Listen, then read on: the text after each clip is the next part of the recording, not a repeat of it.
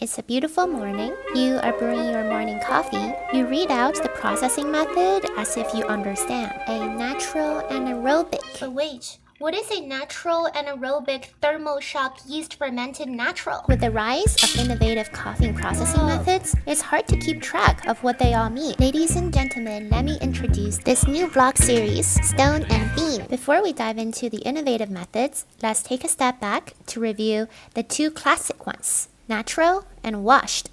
Natural sun-dried, also called natural process or dry process, means drying coffee cherries whole without the intervention of water or machines to remove any of the fruit. The first step is cherry harvesting. The second step is sorting that removes underripe or overripe fruits. Then they're laid out on patios or raised beds. To prevent spoiling, the fruit is raked and turned throughout the day. After the cherries have been thoroughly dried, they are sent to mills for hulling, separating the seeds from the dried fruit.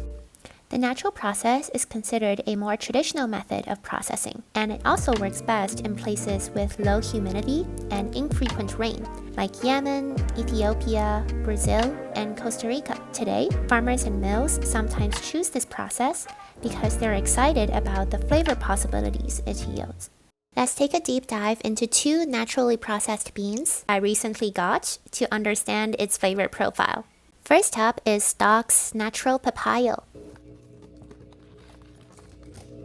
When you sniff a naturally processed coffee, it will have a very strong fragrance, similar to blueberries, strawberries, or purple grapes. Wow, it actually smells like perfume.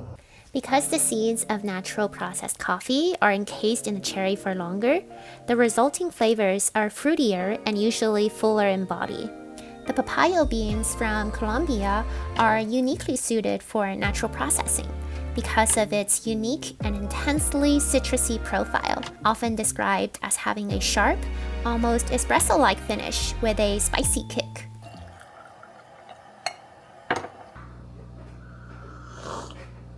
It's way more citrusy than I expected.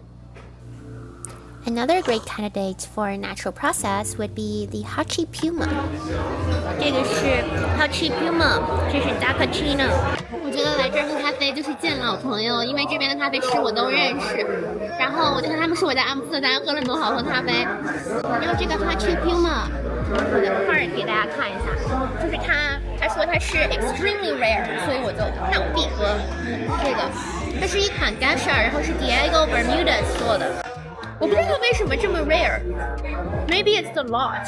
It's very small. 然后它是 lemon, floral, and white grape. Similar to Hachi Puma, I noticed a lot of micro-lot coffee using natural process to maintain the rich, layered complexity that comes with a rare bean. Now that we've explored the wild, fruity world of the natural process, let's switch gears and dive into the clean and crisp washed process. After harvest, there are 4 main steps in the washed process. First is depulping, where cherries are stripped of their skin and most of the fruit. Next is fermentation, where beans are soaked in water for 12 to 48 hours to break down the remaining mucilage. Next is washing.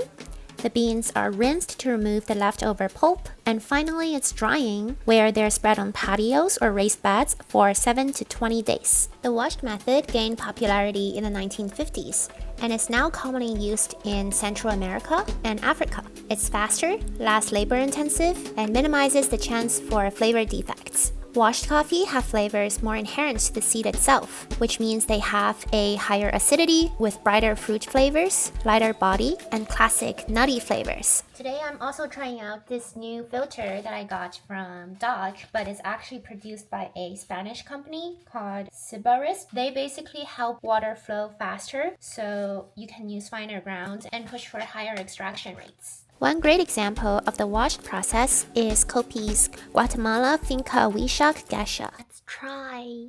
Wow, it's such a strong and full-bodied pour-over. The washed processing allows the pure essence of Geisha varietal to shine, emphasizing its tea-like qualities and complexity, combining acidity and silky mouthfeel. It's really pleasantly fruity. So, now we've covered the two classics, natural and washed. To recap, natural involves harvesting, sorting, drying, raking, and hulling, while washed starts with depulping, fermenting, washing, and finally drying as well. Innovative methods usually tweak one or two steps of the process. Let's start with the experimental kid on the block.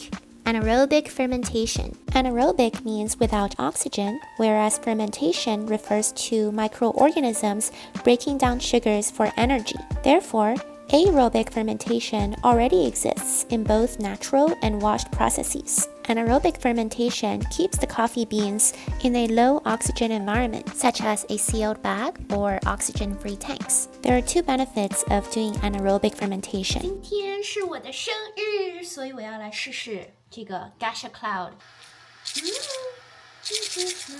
哇哦！然后因为它是一个 Gasha， 所以我要 follow 一个比较高的粉水比。继续使用这个 Linda 送给我的 pour-over set。First is that it allows producers to precisely control the time, temperature, and pressure of fermentation in order to create interesting new flavors. Some anaerobic coffee has been described to be boozy or wine-like. The second benefit is that it allows producers to add in microorganisms like bacteria and yeast to produce desired qualities. One of the most popular bacteria to add is the lactobacillus group, encouraging the production of lactic acid, which enhances flavor and texture and increases shelf life. It's so sweet. Adding yeast into the fermentation process leads to yeast fermented natural, like this one. First thing first, I'm wearing new Paper Sun merch. So today I'm trying out this Aji Bourbon yeast fermented natural Omni Roast from Rib Snorter. It has basically two buffs on it. One, Aji Bourbon is a very small production and like niche bean. And yeast fermented natural. It's my first time trying it. The most popular yeast used is called Saccharomyces cerevisiae. It's a mouthful, so I'm gonna call it SC. You might know her from beer, wine, sourdough.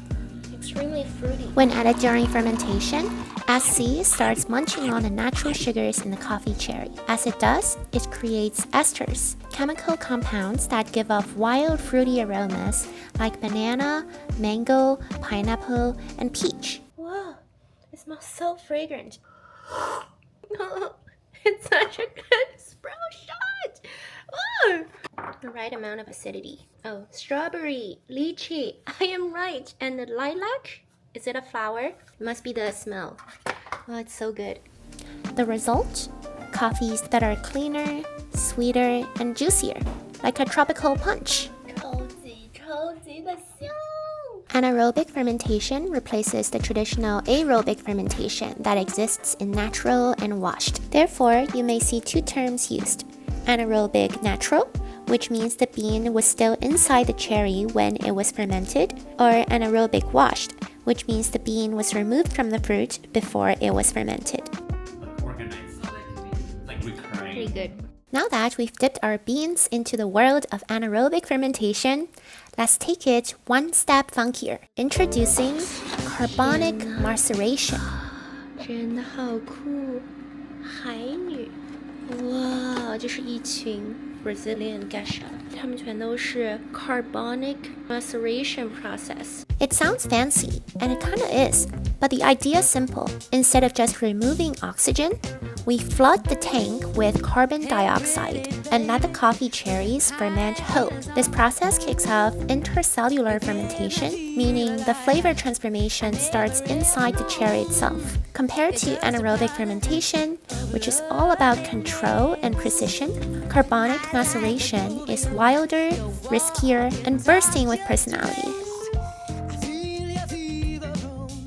我觉得它的 honey 味还是挺重的，然后它另外还有一些什么 nectarine 的味道。我刚刚早饭刚吃了 nectarine。 Think notes of red wine, bubblegum, tropical fruit, and sometimes even spice. It's a party in a cup. 今天喝的是这个 lilac pearl， 然后它有 nitrogen flushed fermentation. It's so cool. So let's recap a bit. We have talked about 5 different processing methods. Natural produces fruity and sweet flavor profile, whereas washed produces clean and bright profile. Innovation at the fermentation stage brings about anaerobic fermentation. which enables more precise control of the time, pressure, and microorganisms in fermentation, creating more complex flavors. When yeast is introduced, it creates yeast fermentation. Depending on the yeast, you might have more fruity or more nutty flavors. Finally, if you decide to fill the tank with CO2, you will have carbonic maceration, giving funky, boozy flavors. Of course, this isn't everything. There are so many more fascinating ways coffee gets processed around the world, and I've barely scratched the surface. Which is exactly why this episode is just the first in a series. I'm hoping to get way more nerdy about coffee and share all the cool stuff I learned with you along the way. If there's a specific bean, processing method, or coffee mystery you're curious about, drop it in the comments below. I'd love to hear what you want to explore next. Thanks for watching, and I'll see you in the next episode of Stone and Bean.